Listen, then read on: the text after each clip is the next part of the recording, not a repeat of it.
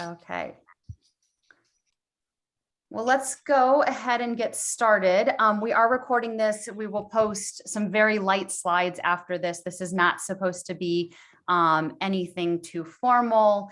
We're going to have lots of questions answered. Any questions that come up today or we've received, we hopefully will be able to answer by the end of today's session. So welcome everyone. My name is Ann Ye. I am this year's grants co-chair.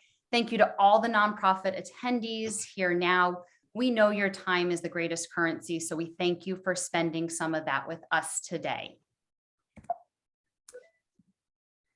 I'd like to introduce some of the members of Impact 100 Jersey Coast you'll be hearing from today. First up is Tricia Frankenfield. Hi, thank you for coming today. She is my amazing grants co-chair. Next, you'll also hear from Betsy McKnight. Hello. And Elizabeth Williams. Hello, how are you today? They are our nonprofit coordinator co-chairs. And we also have Ro Crawford Phillips, who is our co-president of Impact 100 Jersey Coast this year. Hello, everyone. Thanks for joining us today. So I want to give a special thank you to Colleen Nelson from the VNA of Central Jersey and Teresa Staub from Monmouth Arts. They are two of our 2021 grant recipients here to speak to our application process, take any questions that you may have as you start to prepare your application. They were in your seat a year ago. So I'd like to request any questions you have during the session, put them in the chat. We want to answer all of them. Please ask, because chances are if you have a question, someone else might be thinking the exact same thing. We also have time at the end if anyone wants to come off mute and ask. If it comes up at the end, please, we will have that availability as well. So I want to encourage everyone to reach out to us via our email if you have any questions that come up after today.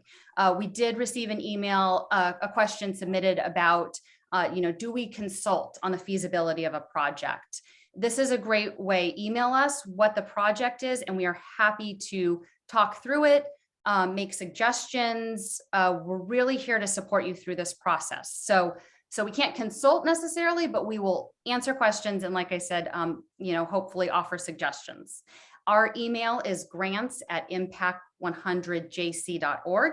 You can also go to our website, impact100jerseycoast.org, and find links to us and get in touch with us. So at this time, I'd like to turn it over to Tricia to share our grant distribution announcement. Tricia. So the moment we've all been waiting for, we will be giving away $435,000. We're real excited about this number. So that means we're going to give 4 impact grants of at least $100,000 each. And then in addition, we're going to have even more winners this year getting smaller mission awards that will be capped up to $10,000 each with a total amount spent of $35,000. So to explain this a little bit more, what is this going to look like? So each of our 5 focus areas can put forward up to 2 finalists this year. We won't know the actual amount of each mission award until we know the number of finalists that will occur in October. Regardless of the number of finalists, each mission award for this year will be capped at $10,000, given that it's new for us this year and it is unrestricted funding.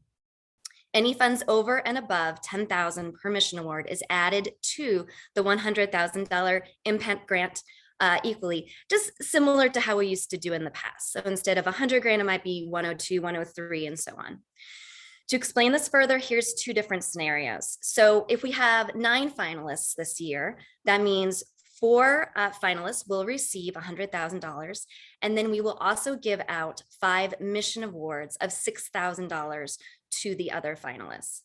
Another scenario, if we have fewer finalists, let's say we only have 6, so 4 of those will get the impact grant, and then we'll only give out 2 mission awards.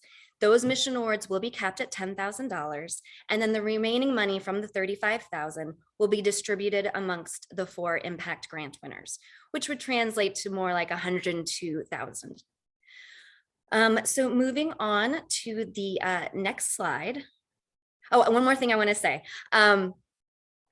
This money that we do give into the impact grant, you will have to advise us how you're going to spend that money.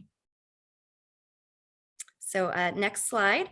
I want to just point out a lot of important dates.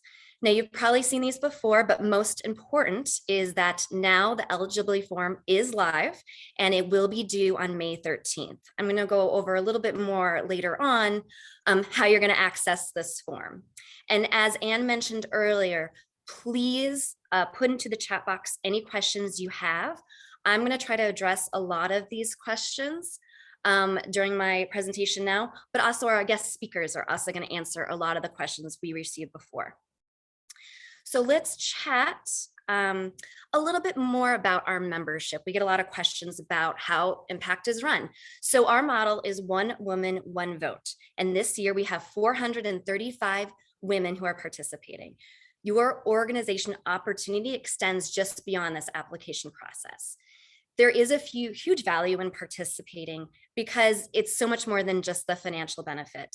Women throughout this county who are interested in grant giving and focused on making transformational projects will see your project and they may be inspired to participate outside of the Impact 100 process. This has happened to me. We find incredible value from having members. So moving gears, we also have a lot of value in having members that are part of the nonprofit community in our giving circle, whether it be serving in a focus area committee or volunteering in other capacities such as our DEI initiative, grants team, marketing. However, we want to make clear that they will never serve on a committee where they could have influence or vote for their own organization. We take conflicts of interest very seriously. We also do not have any lobbying within our organization or give any preference ongoing relationships to any organization during a grant review process. Only once are you a grantee that we will have an ongoing relationship with you. We also received a question about the application. All members in each of our 5 focus area committee groups will read all the applications submitted into that category. So it's a very level playing ground. We also send out a survey every year. Hopefully some of you received it and answered. We truly evolve based on your feedback. Another question that does come up often is getting individual feedback. Unfortunately, because we are a volunteer organization, we don't have the resources and there's a lot of variables involved in our giving circle, and we're not a foundation or a corporate entity.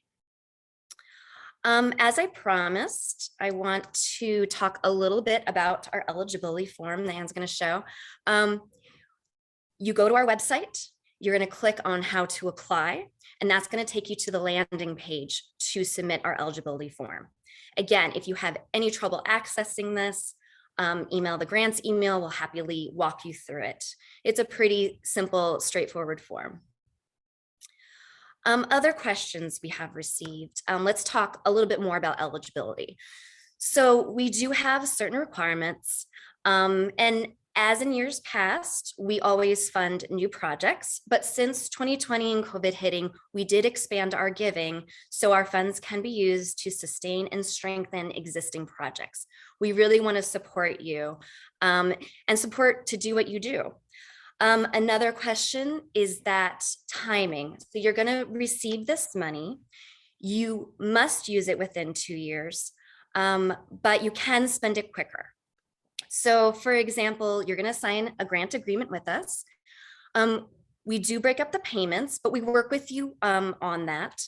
And it also what makes sense for your particular project. So there's a lot of flexibility in that. So some grantees, they spend it in 18 months, but most have to be done by 24 months.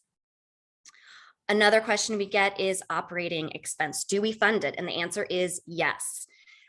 As long as you show they are necessary for the implementation or the success of the proposal, we don't have any restriction on that. Other organizations do have restrictions. Another thing that comes up is religious organizations. So we no longer require additional separate 501(c)s for the project of a religious institution, but we will require evidence that you don't have to participate, belong, or be part of that religious group in order to benefit or receive whatever service you are providing. Another question we get asked is, what else do you fund? Do you fund equipment? Do you fund children's lunches, things like food, toiletries, cleaning supplies? The answer is yes. Those are all very important items, and you're just going to detail why you need those items in your project budget or in your financial narrative to explain why you need to make your project a success with these items. Finally, I just want to turn this over to Betsy McKnight. She's going to give additional information, and then we're going to get great insight from our prior grantees who we have invited as very wonderful guests today. Thank you. Hi, everyone. Actually, I'm basically going to be asking the questions of Colleen. If you could put up the slide with their titles, please. Colleen Nelson from the Visiting Nurse Association. She's the Vice President of Children and Family Health. And then after that, I'll be speaking with Teresa Staub from Monmouth Arts. So Colleen, we're very excited to have you here. Thank you very much for agreeing to help us.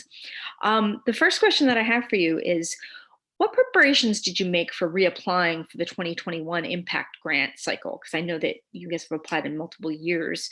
What did you and your team discuss, and what changes, if any, did you make to your application? Sure.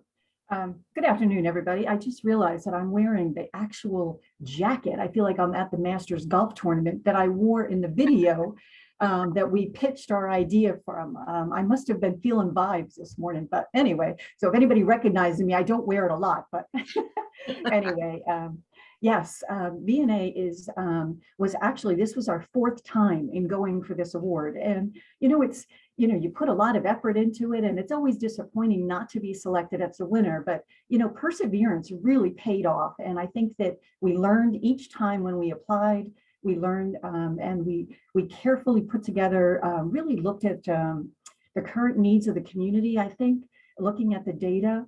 And then we looked at, reviewed the past projects. We put a lot of time into really kind of looking what was funded prior. And then I think for us, for this past winning, we actually really selected. Well, I think honestly, Sorry. Yeah, if everyone could put yourselves on mute except for our speakers, please, that'd be helpful. Thank you. I was just going to say, really from the 5 focus areas, I think with this time, what we chose was a different category, and it was actually for education, a very specific project to draw some diverse community doula candidates for training, and we were going to pay for the training and the support and set up a network for them. A very, very distinct project that we were passionate about, and hopefully that passion came through, and we were so lucky to be awarded. But it really, having a great team, thinking of some really terrific partners, that's really kind of, I think, what's got us to the end point. Well, that actually leads me right to the next question, which was, so how did you make the decision to change change FACs, and who was involved in the decision-making process, and what were your, ultimately the determining factors? Yeah. Great question. And, as my title on Children and Family Health is really kind of, we do a lot in that maternal child field. And, that was really our category that I think that we had really put ourselves in. But for this particular one, the chair of our institute, Dr. McCoy, and the nurse manager of one of our nurse family partnership programs, we had, a lot of us have done a lot of work with looking at the paternal outcomes, and knowing that here in New Jersey, we could do a lot better. So I think that once we really settled on that and really looked at what else did we need in our toolbox, what else would help our Black and Brown population in particular get better outcomes.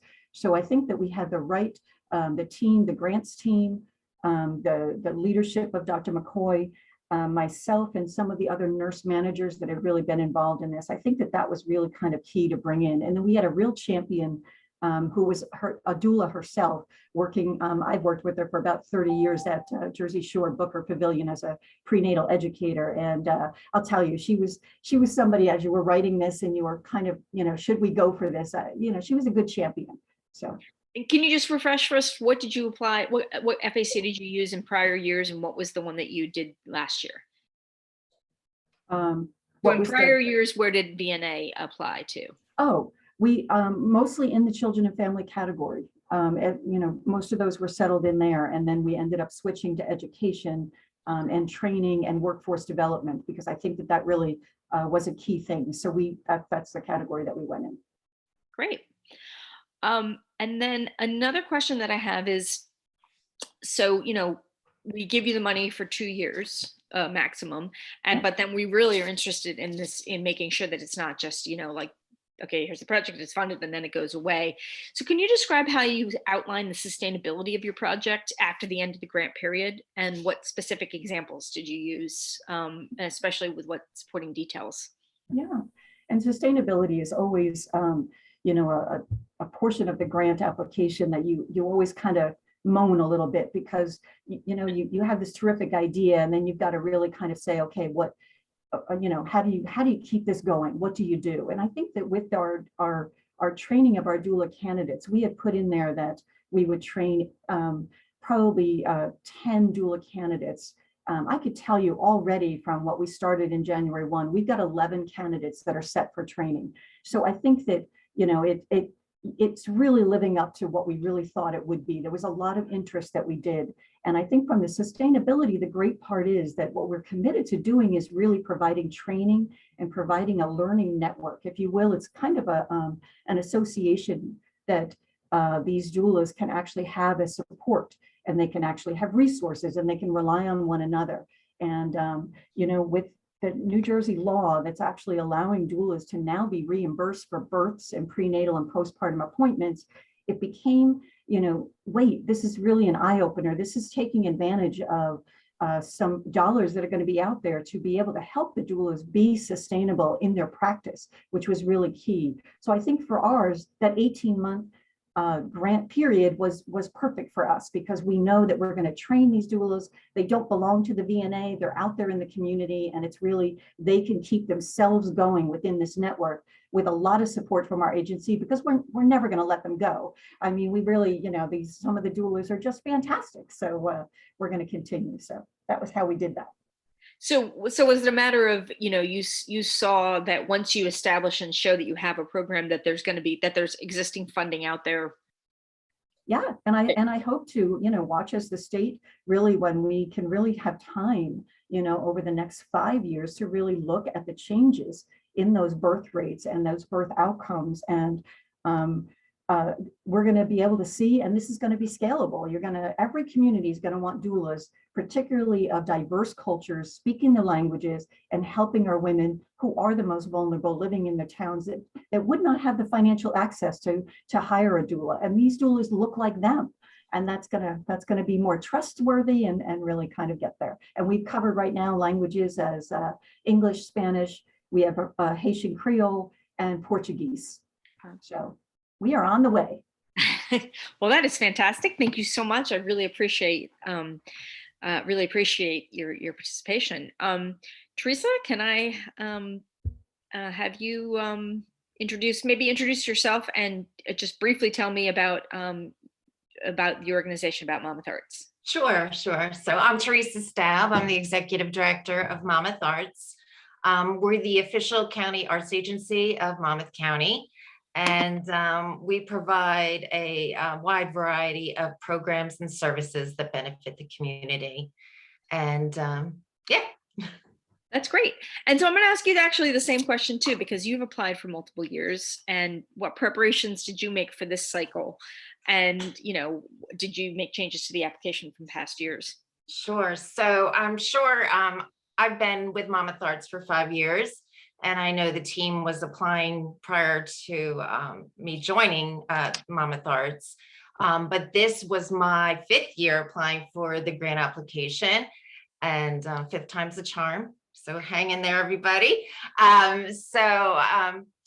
We applied for the same program back in 2020. It's our Creative Expressions Arts and Wellness Program, which uses the arts to combat stress and anxiety in youth due to the pandemic. So what we did first to get this program together is we formed a committee, and the committee was comprised of board members. We had staff members on it. We have representatives from Monmouth University, Brookdale, the county. We had art therapists, psychotherapists. So we really, I think what was key to this program was forming a solid committee to assist you in putting the program together. So we applied with the Creative Expressions program, and we were overjoyed that we made it to the second round. We put together we all thought was a great presentation. We had a PowerPoint, we had a video, we had speakers, but unfortunately, we did not make it to the finalist round. So what we did was we all regrouped. We had another committee meeting. We kind of assessed, what are we missing here? What are we not hitting the mark with? So what we decided is that what we were doing wrong is we were generalizing. We weren't being as specific as we could be, including the number of youth that we were going to reach, what organizations we're going to reach. And I think that made the difference when applying in 2021. So when it was time to do the presentation again, we cut short the video. We didn't generalize as much. And so we did the same thing when we were doing our final video as well. We didn't generalize. We cut right to the chase. What are we doing? How are we impacting the community? And again, it made the difference. That's great, and I agree. And we got it. Yay. Yeah. I think anytime that you show specifics, it definitely speaks to our participant, or to our, to the impact members. Another topic that that has come up is that board involvement is very important to our members. Right. We want to see that your board is on board. How did you get board buy-in and participation, and how did you convey that you had this in your application? Yes, so we, when it was time to apply back in 2020, like so many organizations, we wanted to do something to help the community through the pandemic. So my board president and I were, just bouncing emails back and forth and trying to come up with what our program would be. So he was really instrumental in working with me to come up with the program. Once we had the general, the bones of the program, many of our board members wanted to serve on the committee. So they were instrumental in recruiting other committee members, and they were really very supportive. And then when we didn't get it in 2020, I was really happy to say that they all came back, and they still were really behind the program, and they were really very enthusiastic about it. Our board president did participate in the site visit, which was really important. So yeah. So I'm sorry. So does that? It sounds like you've actually formed a separate board subcommittee that was for. I don't want to put words in your mouth, but can you explain a little bit more about? Yeah. So this committee was comprised, as I mentioned, of board members, staff, and community members, and so that. Several board members were serving on that committee to assist with the formation of the program. That's great. Yeah. And I'm sorry, did I cut you off? And then how did you put that? Did you describe this committee in your application, or how did you? Yeah, I described I don't know if it was too much information, but yes, I listed everybody who I had recruited, from our board president to our psychotherapist. I really laid it out there that these people were behind us. Mm-hmm. Yeah, that's great. And then, so you alluded to your site visit. Were there questions? Well, basically, what did you learn from the questions that you received at the site visit that perhaps you realized you maybe could have included in your application? And it doesn't have to be from the last cycle, because it sounds like you've had more than one site visit now, right? Yeah, this was our second site visit. Yeah. So what did we learn? Again, it goes back to being more specific. We learned that from the previous year, not to generalize, be specific when answering questions. And what also was really helpful, which I think, helped us out this year is we did a mock question and answer session with our staff. So they would start zinging questions at the presenters and make sure that we were all on the right page. Because I think the previous year we were too vague. We weren't on the same page. We knew what we wanted to do, but we kind of had different ideas of what the program was. So I think that is really important to do multiple, panelist sessions with your staff and board members. And I apologize for the dogs. I can't. So the final presentation to the Impact Board membership, to the Impact 100 group at our member session. How did you think through the messaging for that? And then what was your preparation process for the video presentation? Yeah, so our original script that we had, as you know, we videotaped our presentation. We refined it and refined it and refined it again. What our original script was looked nothing like the end product. Again, we rehearsed, and as many of you know, it has to be under a certain time period. So I don't know if I'm going off track here, but we used an app that we used, like a teleprompter, which really helped. My partner and I, Connie Isbell, was presenting alongside me, and we used an app, and we made sure that we were very familiar with the script, and we kept our script under a certain time period, and that was really helpful. What was the app? I'm curious. I've never heard of it. Oh gosh, I don't know. Marta, one of the previous grantees, she told us about it. I can't remember the name, but I think there's a bunch of them. And I would definitely say use the teleprompter. That way you're not looking down as much, and it look like you're actually know what you're saying word for word. Good. So that was really helpful. Oh, great. Yeah. And again, our script, I would encourage you, if you make it to that round, we only had 2 sentences about our organization, and then we cut right to the chase to what the program was. And we appealed. You had to keep in mind who you're talking to. You're talking to professional women, and keep that in mind when you're writing your script. You want to appeal to them. So talk to them, put in different lines that you think would appeal to the audience. Did you use a lot of the feedback that you got for from the rehearsal session? Absolutely.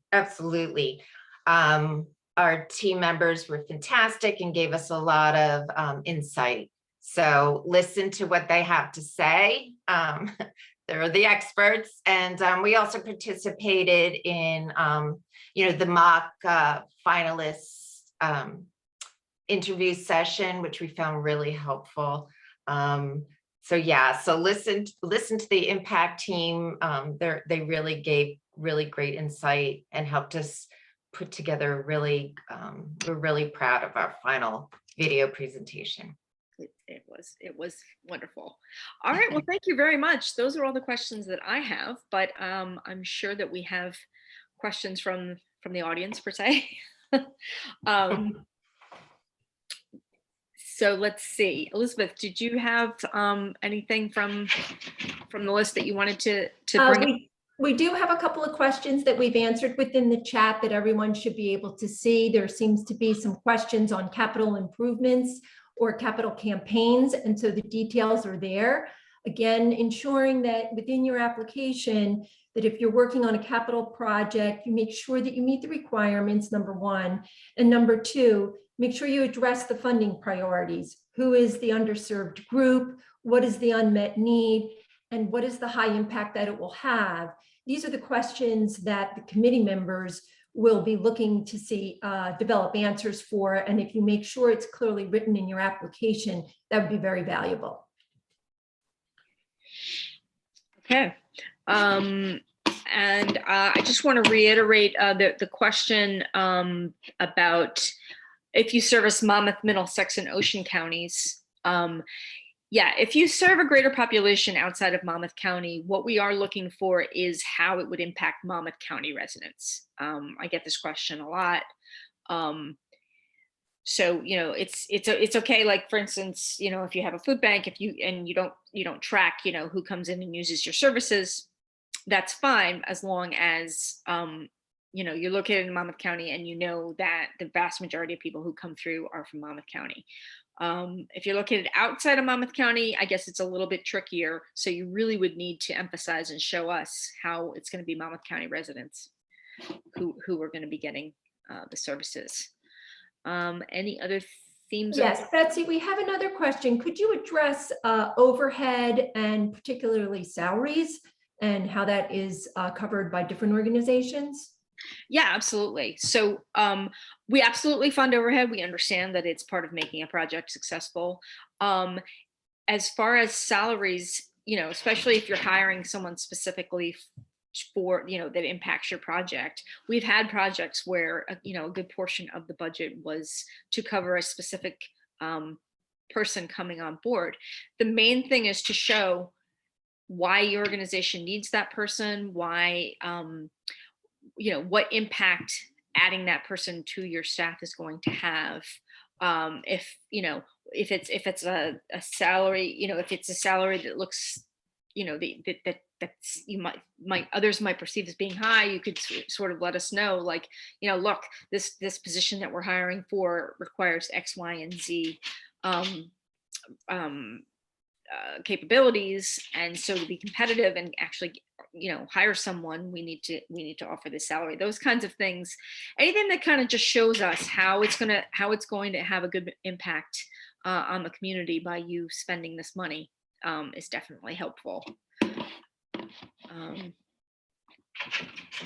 And again, I'm scanning to see if there's questions. And again, if anyone wants to come off mute and ask any questions of us, or if, you know, we haven't had any other additional questions for the participants. Anyone? Betsy, we have had questions in the past about organizations that are presenting a program that is modeling after some other kind of a program. Can you provide some details about what would be necessary in your application if you were kind of mimicking a program that exists elsewhere? What would you suggest?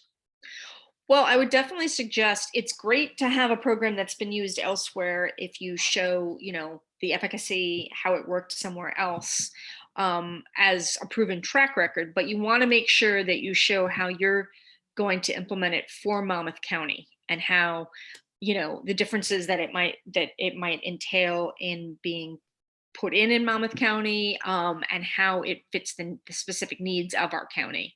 I don't know if did either of our applicants from last year, were you looking at a national model that had been used before? Colleen, was there something with the doula program that? Yeah, there were actually 2 other doula programs in Trenton, some of our larger cities in Newark, and so we knew. But you know, again, the funding. Our point was that for Monmouth County, we were never going to have the numbers that some of our higher cities, our urban cities, had here to be able to get doula services to the women that we wanted to serve.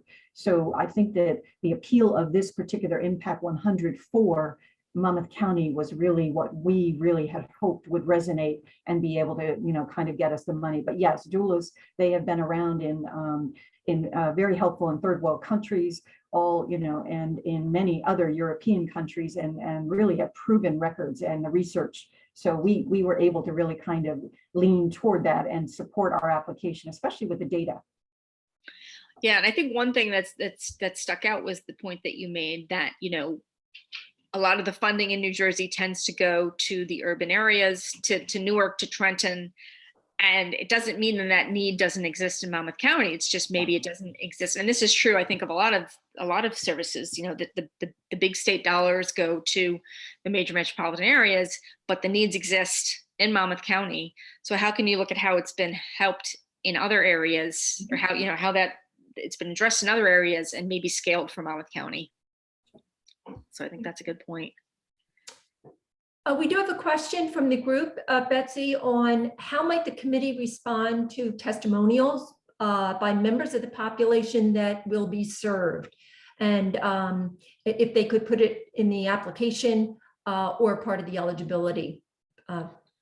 We've definitely had people use testimonials. I would just make sure that, you keep it brief and make sure that if you're using a testimonial that it really hits, because you have limited characters in your application. If you're going to use a testimonial, make sure the testimonial hits some of the points that you might have put in your description, that the testimonial is really showing specific things that we ask. We don't want just anecdotes thrown in there just because it kind of gives a feel good. The anecdotes have to address the question that's being asked in that part of the application. And if it's, if it gets down to the point, we've had people ask, well, should we have someone who was a participant give the presentation at the end?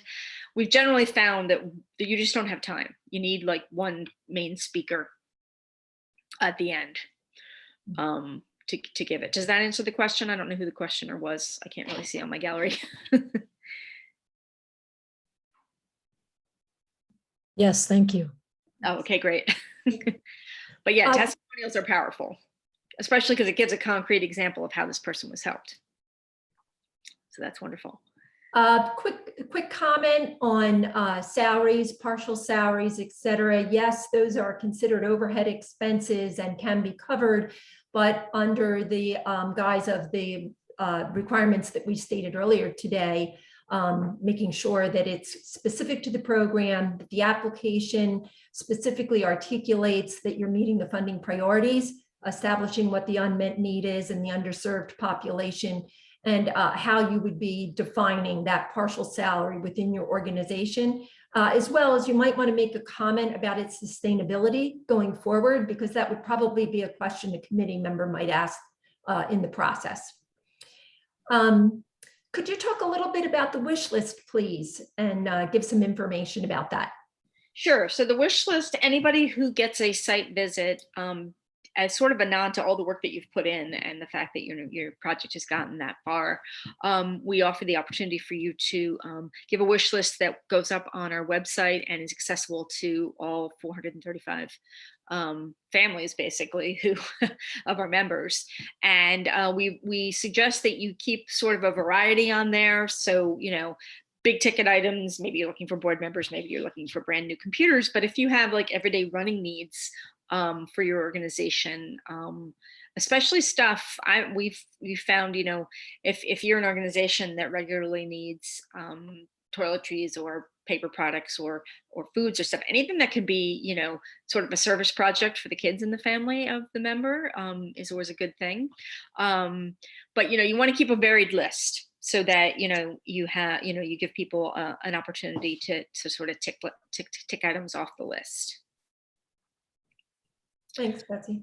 Yeah, and we have had people, there's no requirements for the type of items that you can list, but just keep it, obviously reasonable. And we have had people, talk about being board members or give in-kind services,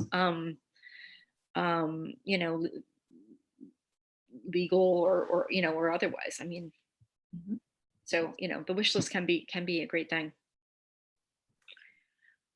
We do have a question about P&Ls and 990s perhaps being skewed due to COVID, which we fully understand. Betsy, could you talk a little bit about the best way to explain the situation for the nonprofits so that they can put some kind of comment in their application? I can, but Trisha, who was our former FAT person, FRT financial review person, actually might be a better person to address this. Oh, yes. In the last couple of years, we've seen, a lot of things about the PPP and the 990s. So basically in the application, there is a whole section, we call it your financial narrative. And we specifically ask, explain anything in here that, might look a little bit off, but we've been seeing this now for, the past 2 years. So we fully appreciate and understand your situation. Yeah, and we've also found that even with our grantees, there's been an impact with COVID on hiring and COVID on implementing the project. So, we are flexible where it's reasonable. The main thing is, tell us. don't leave us, because if you leave somebody it's human nature. If you leave somebody guessing, we might think, the worst, or you don't know, or whatever. But if you tell us and explain to us, then we can work something out. And Betsy, while we're talking about financials, sometimes the not-for-profits have questions about listing their major donors and whether they should include individuals or how they should include them. Privacy matters come into play. What might you suggest is a good way for them to format that kind of information? Tricia? So due to different privacy means, we do want to know those amounts, but you can put anonymous, you can put private donor, and that's okay. We understand that that you can't disclose certain things. Yeah, but the top 5 donors means from any source, correct? Any source, yeah. So, Government entities, private, other nonprofits, just really anything. okay. All right. Any other questions from the trying to scroll the list as we're here? Or any other questions from our, to get the experience of the 2 people who've come to present today?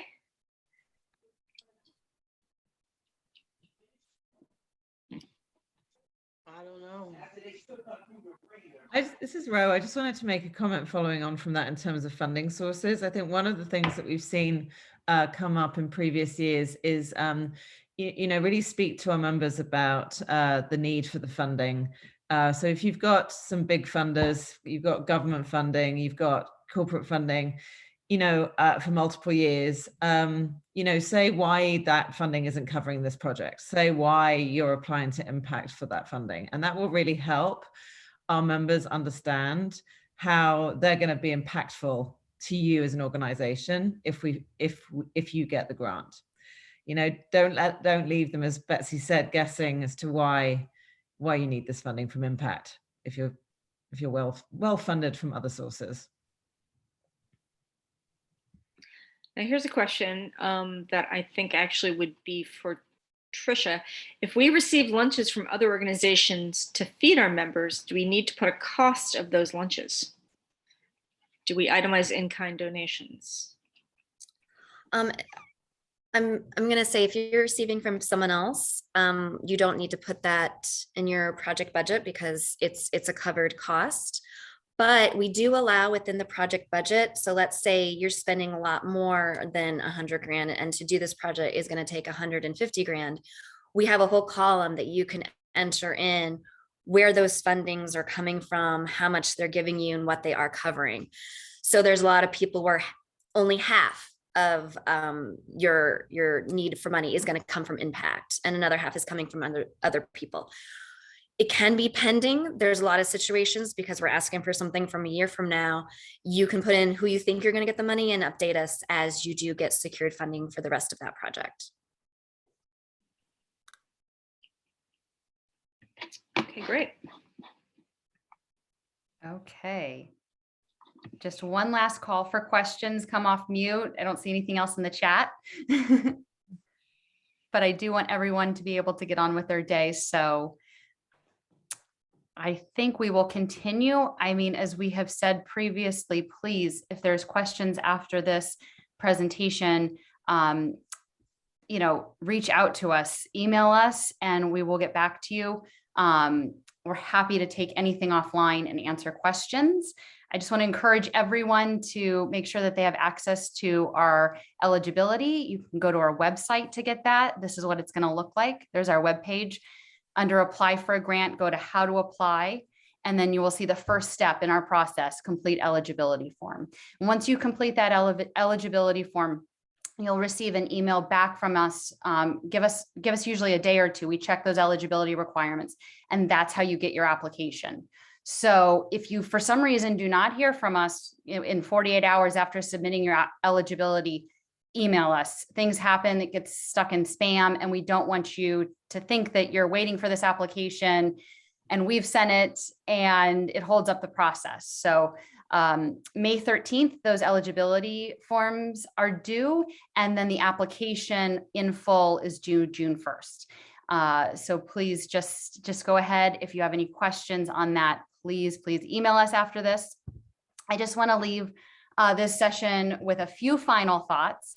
I want to remind everyone there is tremendous value in applying for our grant, regardless of whether you're awarded one or not. Our Giving Circle is so much more than just the money. By being a part of our process, you're educating women who are wanting to learn more about the needs of our county, and you're sharing what you're trying to do to address those needs. Many members have been moved to volunteer or give as a result of learning about an organization through us. Our hope is that with the introduction of Mission Awards, you can share with other funders you were an impact finalist, which means you were selected as a potential recipient of $100,000 and you received unrestricted funds to support your mission with the award. For those that have applied in the past, I encourage you to reapply this year. Every year, our pool of applicants changes, as well as the composition of our grant review committee and membership in general. In fact, this year we have a large percentage of brand new members. So at the end of this grant cycle, we will have awarded over $2.4 million in just 7 years in Monmouth County nonprofits. Certainly, some of you in attendance could be recipients. Thank you so much for attending today. We look forward to reading your applications. Thank you so much, everyone. Thank you, everyone. Thank you.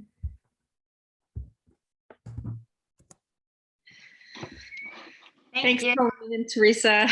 We really appreciate it. Sorry to That was get the questions, but you know, You can email me anytime though. oh, I appreciate that. I appreciate that.